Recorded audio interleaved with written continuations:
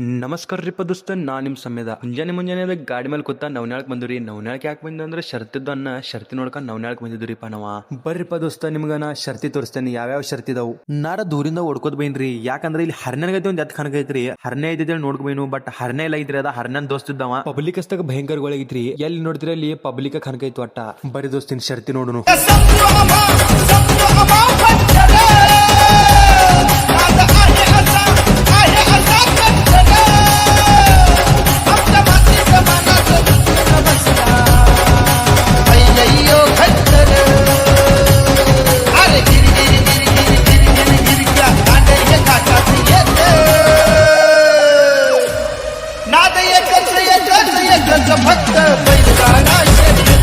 ಶರ್ತಿ ಮುಗಿಸ್ಕೊಂಡ್ ಮನಿಗೆ ಹೊಂಟಿದ್ರಿ. ಪಬ್ಲಿಕ್ ಅಷ್ಟಾಗ ಭಯಂಕರಗೊಳಗಿತ್ತು, ಯಾಕಂದ್ರೆ ಡಿವೈಡರ್ಗೆ ಹೋಗಿ ಎತ್ತೋ ಗಾಡಿ ಹದಿತ್ರಿ. ಶರ್ತಿ ಎಲ್ಲ ಮುಗಿಸ್ಕೊಂಡ ನಮ್ಮ ಮನೆ ಹದಿ ನಾವು ಹಿಡಿದ್ರಿ. ಈ ಬ್ಲಾಗ್ ಇಲ್ಲಿಗೆ ಎಂಡ್ ಆಯ್ತೈತಿ. ಫಾಲೋ ಶೇರ್ ಕಮೆಂಟ್ ಮಾಡ್ರಿ ದೋಸ್ತ.